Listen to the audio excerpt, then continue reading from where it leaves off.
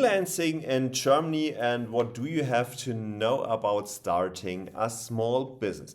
Today we're going to talk about this topic if you are new to Germany. So welcome back on another video here on G-Tax. My name is Roland Elias and I'm a German tax advisor. So for most people who come to Germany, it's first of all trying to be an employee or something like this. So there it's very easy because your employer will withhold your income tax, your social insurance, and all these things he will do just for you. But it's a little bit different if you're a freelancer or if you want to start your own business.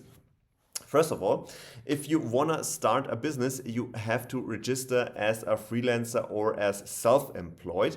And for this, you have to submit the so-called Fragebogen zur steuerlichen Erfassung. This is a questionnaire like a Q&A where you have to fill out some information about who you are, what you're going to do.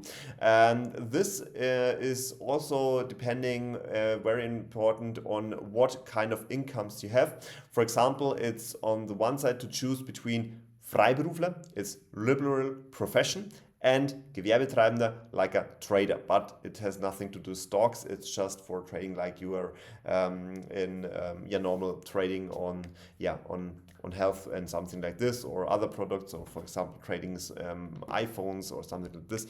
This is like a trader if you have a shop or do it online.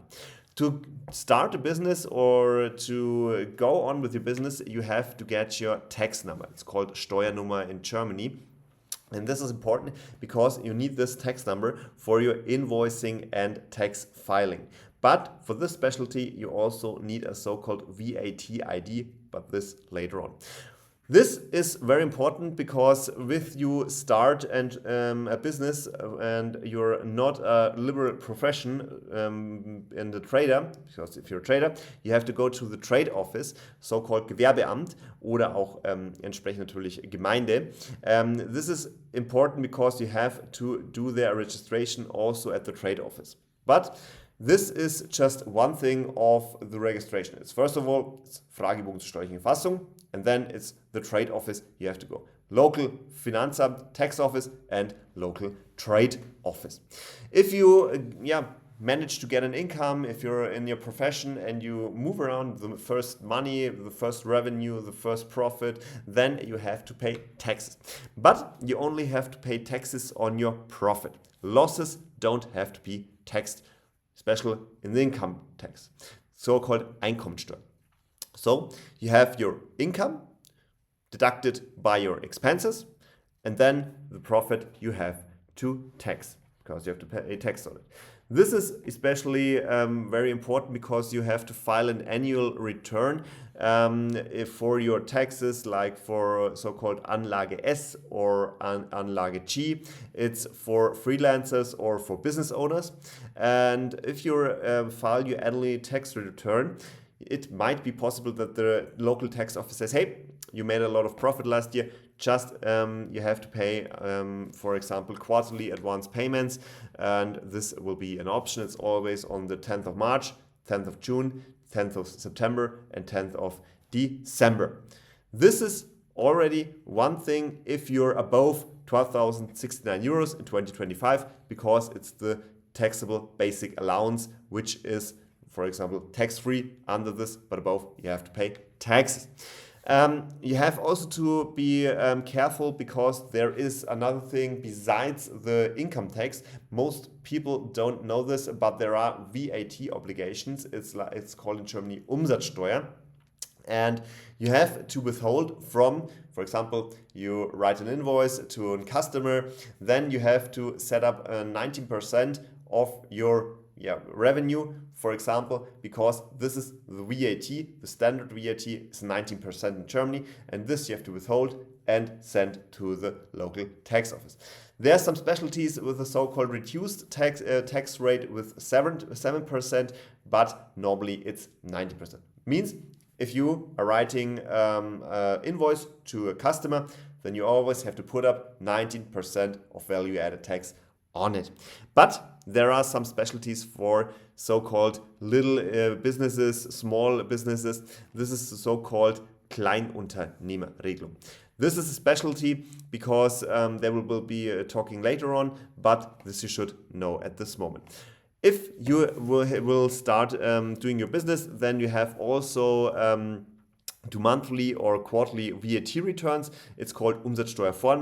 Therefore, you have to pay monthly or quarterly the VAT you got from your business partners who paid you. You have to send this to the Finanzamt. But there are some specialties like a so-called reverse charge mechanism, or you can deduct the value-added tax you have paid. So if you, for example, buy a smartphone, for example, it's 1,000 euros net, then you put up 90%, then you are about 1,190 euros, and the 190 euros value-added tax you can deduct from your VAT you have to send to the local tax office. The specialty is the so-called small business rule. It's called the Kleinunternehmerregelung.